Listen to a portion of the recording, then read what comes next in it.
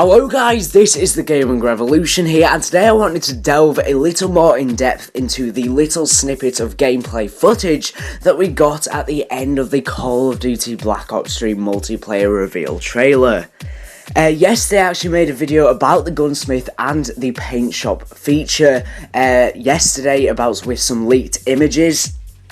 And when we actually got this announced that there will be a Gunsmith and paint shop feature, I did also make an in-depth video as well. But now that we've actually gotten footage, I can sort of explain how it works a little more in depth. So first of all, I just want to explain what the Gunsmith feature actually is before I actually go in depth and actually explain the gameplay you're seeing in the background.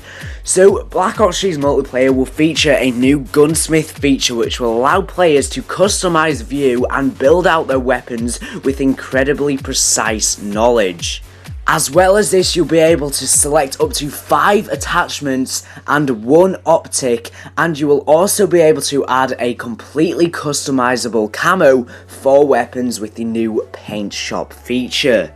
However, if you do choose to select 5 attachments, you'll only be left with 2 slots in your pick 10 system. So yes, you can go out balling and get loads of attachments, but what it'll mean is you can probably only have a weapon and then one other thing in your pick 10 system, probably a kill streak or a grenade or a perk. So most likely people will only use about 2 or 3 attachments, even though you can now use 5. So basically the Gunsmith feature will be a completely separate thing to the pick 10 system, but will still use up slots from your pick 10. Like I was stating earlier, if you have 5 attachments, you'll only be able to select 2 other things in your pick 10 system, which isn't very much. But it will be a completely separate thing in terms of menu-wise to the pick 10 system. Now, as well as the within the Gunsmith feature within Black Ops 3's multiplayer, there'll be a new thing called the paint shop or a paint job feature. What this will be is most weapons will allow the player to make custom camos for their weapons, but this will only be available on the top and the sides of the weapon. So the gameplay which you're seeing in the background, as you can see, the custom camo you create will only show up on the side, the middle bit of the side of the weapon, as well as on the top. You can also add a camo, so say you earn a camo, a gold camo for example, you can still put a camo on top of this, and what it'll do is it'll merge your custom camo and it'll merge the actual camo together to create a really nice looking camo, so you can create some really good variations there. So as well as this, players will be able to use up to 64 layers when actually creating custom camos, similar to the emblem editor seen in Black Ops 2 and Advanced Warfare. Basically, it'll work in the exact same way, and the gameplay which you're seeing in the background works in the exact same way as the emblem editor, but instead it allows you to customize a camo on the side and top of your weapon. The players will also be able to inspect their weapons with the camo and attachments in full 3D, and they will also now be able to rename their weapons from the actual gun name to a custom, completely desired one. Weapon painting is not available on the Xbox 360 and PlayStation 3 versions of the game, unfortunately, due to hardware limitations, so it's only going to be available on the Xbox One, PS4 and PC, unfortunately. I think that's pretty sick. I really do like the idea that you're going to be able to create your own variants now, and you're actually going to be able to rename your weapon to the weapon of your choice. So I can imagine there's going to be some pretty strange names, weapon names going around, because it's interesting. If you can create your own weapon name, are they going to put like limits on what names you can create? Because people could put some really rude names on, and then you could just go see a gun on the floor, go to pick it up, and you won't have you'll have no idea what the gun is. So that's just interesting.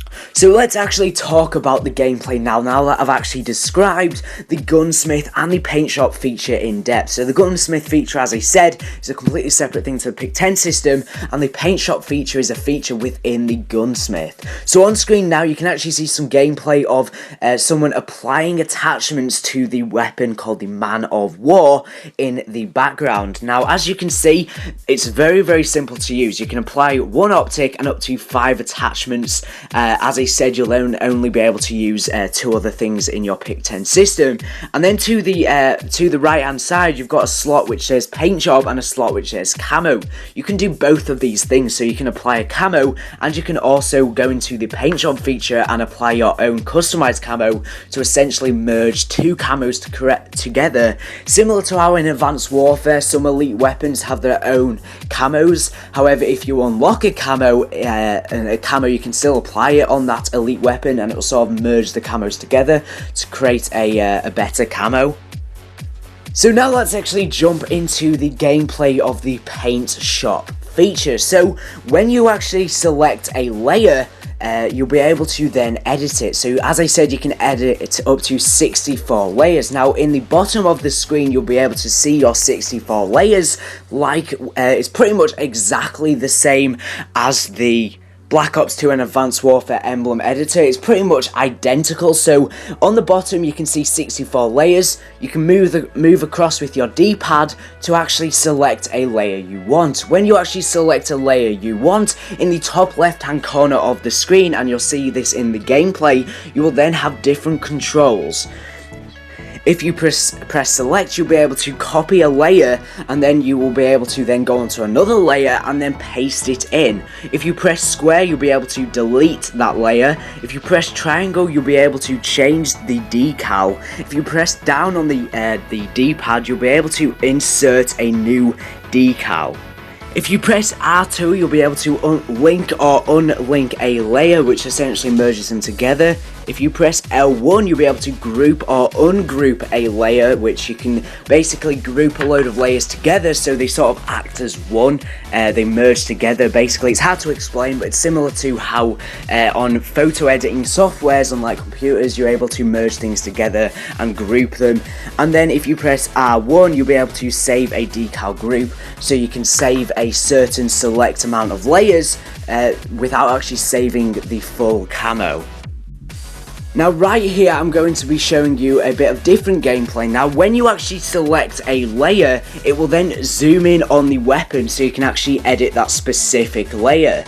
If you look in the top left hand corner, you can again see the controls panel. Now this controls panel is pretty much identical again, as he said, to the emblem editor from Black Ops 2 and Advanced Warfare. So once you've actually selected a layer, you'll be able to move your L thumbstick to actually move your emblem around on your custom camo.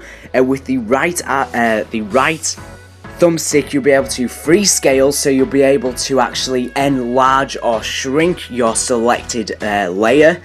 You'll also be able to rotate your layer with L2 and R2. You'll be able to change the opacity of your actual selected layer, so the colour of it will slightly change with L1 and R1. You'll be able to flip your layer by pressing select. You'll also be able to toggle outline / full. Sorry, that's by pressing select. The previous one's by pressing the sort of massive D-pad on the PS4 controller. And you'll also be able to change the layer order just by pressing the left or right on the D-pad on the PS4 controller, which will change the layer order. The layers that are first will be the ones that are the furthest behind. They're the back layer. So the lower the number, the further back the layer. So the highest number will be the one that shows on top of the camo, on top of all of the layers, similar to the emblem editor. Now finally, the last bit of information which I just want to talk about is, if you look in the top right hand corner instead of the top left hand corner, you'll see something that says right. Now this is interesting because we didn't see this within the emblem editor, or we may have done, but I can't remember, to be honest. And you can actually see something which says layers used, so you can actually see how many layers you've used before you start to go over the limit and you can use no more. It also tells you how many linked layers you have, so you've got to make sure that you've got all the layers linked, because otherwise if you've just got only a few layers linked, it'll mean you'll get an incomplete camo. You'll also be able to now see your X and Y axis for your position and scale in the right hand corner, which will allow you to actually position your layers in really specific points on your weapon.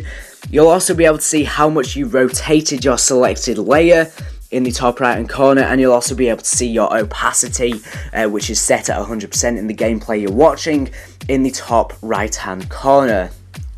So anyways, that's going to conclude today's video. Hopefully it has been informative.